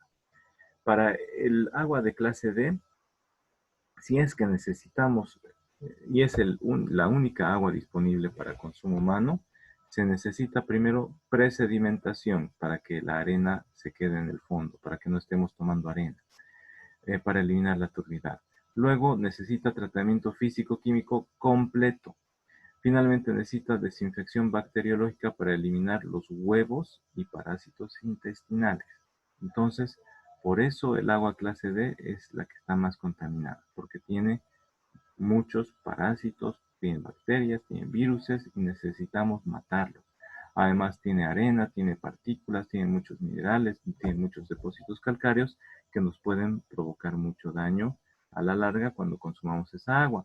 Nos puede provocar cáncer en el sistema digestivo por consumir esa agua con mucha cal. No sé si ustedes han visto una pila, un grifo de lavamanos o de lavaplatos o de lavandería que ha estado funcionando unos 3 meses, ¿ya? ¿Cómo lo ven al grifo? ¿Está brillando como cuando lo compraron? ¿O cómo está?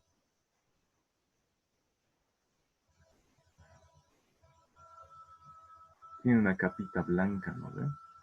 Sarro.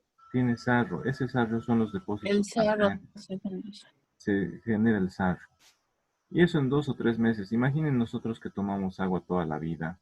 Si tomamos esa agua sin tratamiento, lo que estamos haciendo, miren, cuando hervimos el agua, en el fondo de la olla queda blanco, ¿no es cierto? Ahí están los depósitos Sí. calcáreos. Y si la tomamos el agua, eso se deposita en nuestro estómago, no se deposita en la olla. Entonces hay que hervir el agua. Después de hervir el agua, hay que dejar que se asiente el sarro. Hay que separarle el agua, hay que decantar para poner en la jarra. El agua misma que tomamos tiene un sabor raro, ¿no? Algunos se acostumbraron ya a tomar agua de botella para no tener problemas en los riñones. ¿Listo, jóvenes? Entonces, por eso es que se clasifica el agua en estas clases. Pregunta de examen. Tienen que saber muy bien, les puedo volver a preguntar, ¿no? Si realizo una descarga de un efluente clase B en un lago con agua clase C, ¿estoy contaminando, sí o no?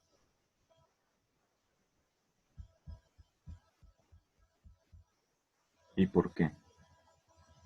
Si descargo agua clase B en un río clase C, ¿estoy contaminándolo, sí o no? No, ¿Por qué no?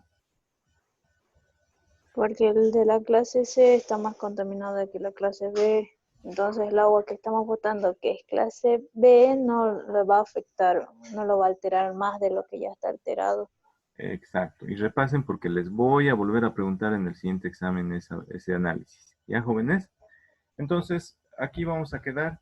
Bueno, Inge, Ya gané 8 minutos más de clase. Ahora sí los puedo dejar descansar. Les voy a dejar las diapositivas para que vayan avanzando, viendo. Vayan haciendo mapas conceptuales o esquemas para que ustedes también vayan estudiando lo que hemos avanzado, porque he hablado unas 2 horas de las generalidades del agua, y para que se preparen para su examen yo les recomiendo eso. Les voy a cargar enseguida los videos de la clase. Háganse sus mapas conceptuales, así van estudiando para el examen. ¿Listo, jóvenes? Eso hagamos. Aquí vamos a terminar. No saben